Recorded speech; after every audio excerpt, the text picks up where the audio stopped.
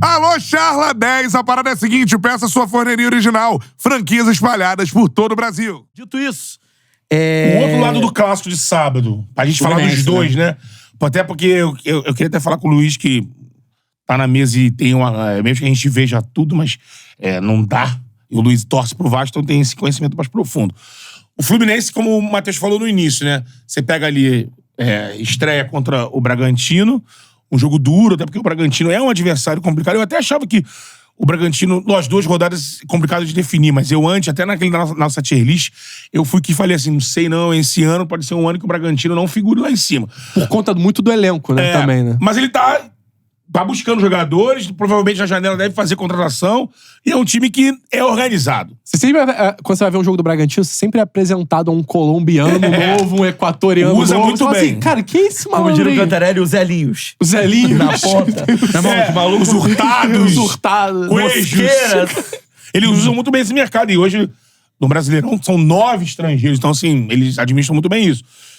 E aí fez um jogo encardido com o Flu, um jogo onde o Lima teve que se superar. Nessa segunda rodada, eu acho que a chuva deu uma quebrada no Diniz, que começou bem, com 1-0. Depois... Eu acho que quebrou o ritmo do início do jogo. Mas a partida em si, acho que... Quando flui... Não sei se fugiria muito do que porque aconteceu. foi um gol rápido, mas depois o Bahia se assentou, principalmente com o meio de campo do Bahia, com o Caio Alexandre, o Cauli fez um golaço. E aí vai nisso, o golaço em cima do Manuel. Isso. Que é o zagueiro, era o único zagueiro, né? A questão que bate no Fluminense é essa, né? Essas improvisações do Diniz, onde o Diniz fala numa coletiva que ele só improvisa nessa questão, porque ele, na concepção dele, os improvisados entregam pra ele mais do que os da posição. Vou até pegar essa fala do Diniz, que é uma fala importante na coletiva, mas pode... E assim, existe essa condição, né? É o Martinelli. Eu acho que o Martinelli é mais útil pro Fluminense no meio campo ao lado do André. Eu acho que ele tá queimando o Martinelli botando ele na zaga. Então. Porque o Martinelli, primeiro... Ele pode até fazer bons jogos, mas ele você potencializa ele no meio campo. Exatamente, pô. Eu acho que isso não agrada o próprio jogador, cara. Imagino também. Pra uma venda futura, aí um time vai ver lá... De vez em que o Martinelli tá jogando. De vez em quando o cara quebrar, ele é um cara polivalente, eu sou um volante, mas eu também ajudo aqui. Beleza, agora você se transformar num zagueiro, acho que ele não é zagueiro. E outra coisa, ele já tinha feito isso com o Thiago. Sim. Ele tá tirando... O Thiago eu entendo, jogador que já tá numa posição... Isso, já tá indo mais pra trás. Já jogou tanto na dele e assim, chegou um momento que foi muito criticado ali, aí o cara pensa, calma aí, o Thiago, pra atender um espaçamento de repente, 40 metros pra frente e pra trás, ele não aguenta mais. Mas aqui na zaga, ele, num espaço mais curto, ele tem um bote mais preciso. Eu acho super do jogo, como foi feito com o Felipe. Foi até o Luxemburgo que fez, o Felipe Melo. O Felipe Melo, no meio campo, tá tendo que cumprir um espaço muito grande. Na zaga... Diminui o espaço. E você potencializa. Show, ok. Já não é o caso do Martinelli, já fez com ele. E outra coisa, eu até fico brincando com o Cantarelli quando ele vai falar aquilo, ele fica brincando, mas o Martinelli jogou, não errou. Falei, cara, mas o Antônio Carlos não tava no banco? O Antônio Carlos não vai jogar nunca. A torcida do Fluminense quer isso, quer que o Antônio Carlos não jogue, porque o Antônio Carlos sempre que entra, ele joga muito mal. A torcida pode querer, mas acho que o técnico, eu acho que beleza. Acho que é por isso até... Você potencializar alguns jogadores é bacana, mas... Você pegar um cara que tá sendo cobrado pra torcida, que é da função, e você vai... Vamos treinar mais? O que tá dando? Qual o problema? É físico? É técnico? Mas sabe pra mim o que não faz sentido? É o meio campo do Fluminense tá cada vez mais não existindo numa partida. É uma força, né? É porque... E ele os jogadores do meio Os de campo principais jogadores de meio de campo, ele joga na zaga. Que é o Martinelli, é o André. E aí o meio campo fica enfraquecido. Você bota a força do teu meio de campo na zaga pro cara jogar fora de posição, e você enfraquece a sua zaga e você enfraquece o seu meio de campo. Teve um Fla-Flu. Dominó, é feito dominó. Teve um Fla-Flu que teve gol do Martinelli, por exemplo, de cabeça? Teve um Fla-Flu. Teve um Fla-Flu gol do André. Quando o André tá iniciando ali. O que eu tô... Cada vez mais raro, hein? Cada vez mais raro. Estão lá atrás.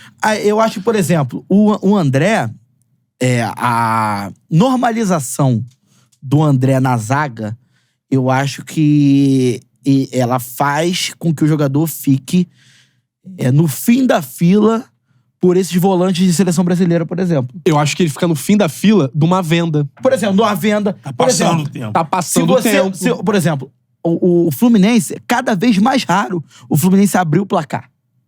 Normalmente, o Fluminense tá sempre buscando o resultado. Antigamente era 20 minutos de jogo, o Fluminense 2-0. Ele abriu, né? Não, mas é cada vez mais você raro. tem razão. Por exemplo, por que as críticas em cima do Diniz são sempre relacionadas a porra, o Diniz bota o time todo pra frente e tal, o time fica sem meio campo, empilha o time de atacante e o Fluminense acaba não criando nada. O Fluminense terminou o jogo contra o Bahia com 6 atacantes, sem laterais e sem zagueiros. E sem chutar uma bola no gol no segundo tempo. Sim. Então, assim, esse problema a gente já bateu na tecla aqui. Tá claro, não adianta você empilhar atacantes se você tem um meio campo desequilibrado. Sim. Eu acho que... Saiu o Lima, entrou o John Kennedy. Saiu o Manuel, foi a entrou o pior Douglas alteração, Costa. inclusive. O jeito que acaba o jogo é assustador. Aí ele tirou o Barbosa, botou o Alexander. Aí ele tirou o Cano, botou o Isaac. E tirou o Samuel Xavier e botou o Cauã Elias, né? Aí, por exemplo, eu acho que a crítica até que tem que ser direcionada pra um outro ponto. Por que o Fluminense sempre tá, em algum momento do jogo, buscando o placar, cara? Por que o Fluminense não tem consegue... coisa aí. O Fluminense ou não consegue controlar o jogo quando sai na frente, ou então começa mal e sai atrás, e aí tem que recuar André pra zaga, Martinelli pra zaga. Você tem, por exemplo, em quantos times André e Martinelli, no Campeonato Brasileiro, seriam titulares no meio de campo? Acho que... Muitos. 17, 18 times. Porra, muitos. Como dupla de volante. Hoje, por exemplo, No Rio... o André seria titular no lugar do Pulgar. Pra o mim. Pulgar caiu, né? O Sim. Pulgar caiu. Não, e assim, e os dois no auge, eu ainda prefiro o André. Eu acho que ele só não pega a vaga do... A vaga do Aníbal, que tá bem lá no Palmeiras, de repente. Mas, por exemplo... Pode ser. Mas ele é melhor. E o André constrói também pra caramba. O André não pega a vaga do Zé Rafael no Palmeiras? De repente? Acho que disputa. O melhor do André que a gente viu. O melhor do É porque André. o Zé Rafael... Não, beleza, mas... Zé A Rafael- disputa. No Atlético Mineiro, Titular absoluto. no Vasco, no Botafogo... No Vasco, ele é dono de São Então, Januário. assim, você tem o seu melhor volante, um dos melhores volantes do país, e ele é deslocado com extrema frequência pra zaga. Você não potencializa um dos melhores jogadores de meio de campo que tem no país. Não, e assim, eu acho que é uma questão que já virou normal pro Diniz. Ele parece, assim, parece não, ele tem muita convicção nisso e não tá disposto a mudar. Agora, o resultado disso em campo, isso, assim, a gente não precisa vir aqui toda hora e citar o que o Diniz fez pelo Fluminense ano passado, que foi campeão da Libertadores por conta disso, que, também tem que ser uma divisão melhor dos méritos, porque o Cano meteu 40 gols no ano. Também. É importante dizer assim, o André e o Nino fizeram anos espetaculares, jogando cada um em sua posição, o Nino como zagueiro, o André como volante. Então, assim, o mérito é a mesma lógica que a gente estava falando em relação ao Abel, ao Tite. Eu acho que tem que ser cobrado do Fluminense um bom futebol. Sim. Diante do que apresentou no passado e diante do potencial E do vou te falar, Fluminense. Eu acho que o Fluminense em si... O Fluminense em si não. O Fernando Diniz em si não tá aceitando as críticas. Ele não tá indo nem pelo debate. Ele tá indo quase pela ignorância. Ele teve que assumir isso, que ele teve que pedir desculpa naquela situação. Sim. Ele voltou, teve Não, que o falar... jeito que ele responde as perguntas na coletiva, o jeito que ele tá tratando o jornalista... Uma coisa que eu acho, e bizarro, aproveitar que o nosso defensor aqui do Diniz não tá aqui... Então, inclusive, o Bruno Simões comentou aqui, vocês estão se aproveitando da ausência do Lango Lango pra criticar o Denúncio. A gente criticou ele também, o pau Denúncia. come. Mas... A porrada come. Mas vou te falar uma coisa. Eu acho que, essa temporada não dá pra segurar essa muleta de coitadinho. Ficar lembrando Essa muleta de que, não, mas... Nossa, ele tá tirando leite de pedra, amigo. Eu acho que, assim... Aí, assim, se você acha que a janela do Fluminense foi ruim, aí cobra do Diniz. Porque quem escolhe é o Diniz. Exatamente. Mas não tem dinheiro, amigão. Tem como. Tem uma grana não tem a mesma grana do Flamengo, mas teve uma grana e teve uma escolha. O perfil de jogador é muito bancado pelo Diniz. Se agora o Renato não tá à disposição porque tá machucado, eu acho o Renato uma puta de uma contratação. Mas é um ônus que tem. Quem pediu, mas... Aí você vai falar assim, porra, o Fluminense esse ano trouxe Douglas Costa pra frente, trouxe Terãs pra meio Que campo. não é utilizado. Então, calma aí. Terãs. Aí trouxe o Renato, trouxe o Gabriel Pires, trouxe o Antônio Carlos na zaga, vamos lá. Mas, porra, o Douglas Costa é um ex-jogador de atividade. Cobra do Diniz. Pediu. O Diniz quis. Comigo vai jogar. Então, Assim, podia ter investido em outro jogador, talvez. Nesse mesmo esquema. Não é só o Douglas Costa que é o jogador que você vai buscar só por salário. Você vai mapear aí o mercado.